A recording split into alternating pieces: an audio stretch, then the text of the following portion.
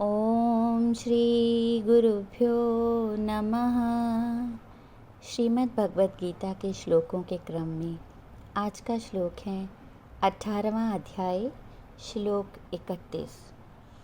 यया धर्मम अधर्मम च कार्यम च अकार्यम एव च अयथावत् प्रजानाति बुद्धि सा पार्थ राजसी।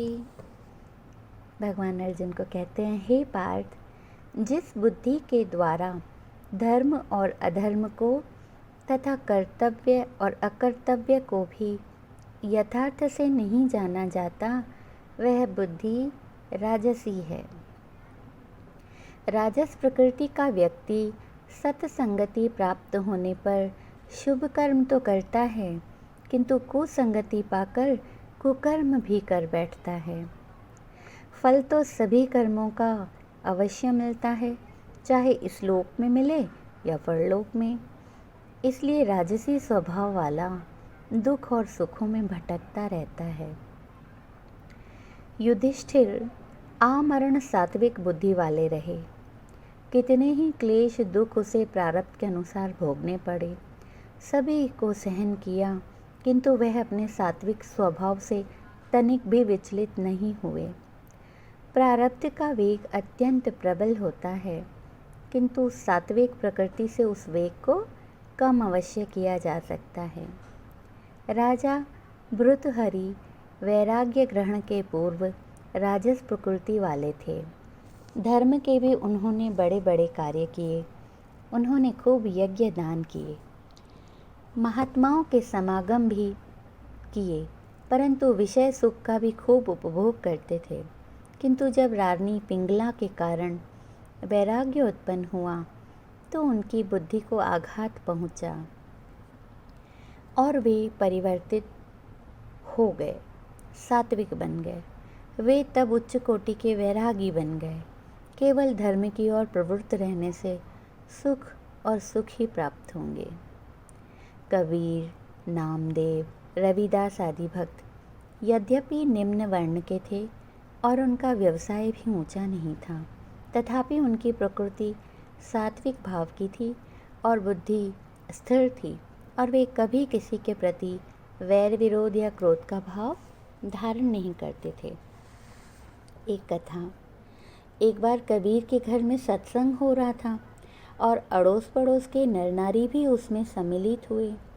पड़ोस में एक तामसिक बुद्धि वाला व्यक्ति रहता था, जिसे सत्संग से तो वैर था, अतः अपने घर कुछ वेश्याओं और उनके साथियों को लाकर नाच गान, तबला वादन, सितार आदि द्वारा सत्संग में बाधा डालने लगा। किंतु महात्मा कबीर तो उससे जरा भी प्रभावित हुए बिना अपनी मौज मस्ती, स्थिर बुद्धि के साथ स्वयं भी नाम स्मरण कर रहे थे और दूसरों से भी करवा रहे थे। तब उस पड़ोसी की क्रोध अग्नि में मानो घी पड़ गया और उसने कबीर के घर में आग लगा दी। कीर्तन चालू ही था कि एक व्यक्ति ने कबीर के कान में कहा, स्वामी, आग लग गई है। किंतु कबीर बिल्कुल नहीं घबराए और एक पद उच्चारण किया, आपे पावक आपे पवना, जारे कसम ते राखे कवना। आपे पावक आपे पवना, जारे खसम ते राखे कवना। राम जपत तन जर के न जाई, राम नाम हृद रही असमाई।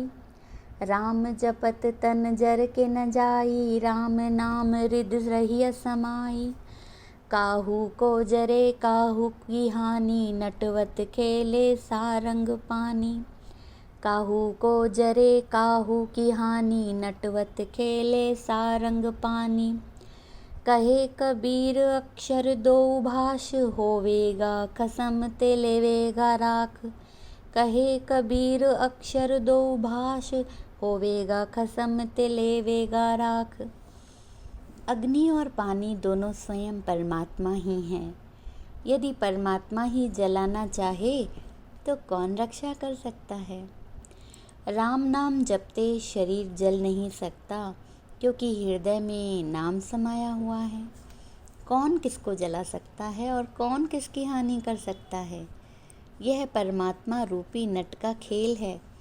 इसीलिए कबीर कहते हैं कि राम यह 2 अक्षरों वाला नाम जपो और प्रभु चाहेगा तो अवश्य रक्षा कर लेगा। अभी पद समाप्त ही हुआ कि भगवान ने देखा कि इस भक्त ने सारा भार मुझ पर ही डाल दिया। अतः हवा की दिशा को ऐसा पलटा कि वह जाकर पड़ोसी के घर को जलाने लगी और कबीर के घर की कुछ भी क्षति नहीं हुई। बुद्धिमान व्यक्ति तो संसार में अगणित हैं, किंतु सभी की बुद्धि सात्विक नहीं होती। सात्विक बुद्धि धर्म और अधर्म को अच्छी तरह से समझती है। सात्विक बुद्धि की प्राप्ति तो परमेश्वर की महती कृपा का ही फल मानना चाहिए। फारसी के एक शायर हैं हाफिज। उन्होंने कहा है कि बड़े बड़े विद्वानों को भी अशिक्षित ही मानना चाहिए यदि उन्हें परमेश्वर के पथ का ज्ञान नहीं है तो। वेदांत भी कहता है यदि कोई संपूर्ण संसार की समस्त विद्या भी क्यों न प्राप्त कर ले, किंतु यदि उसे ब्रह्म ज्ञान नहीं है तो उसकी संपूर्ण सांसारिक विद्या निरर्थक है। बोलिए जय श्री कृष्ण। ओम शांति शांति शांति ही।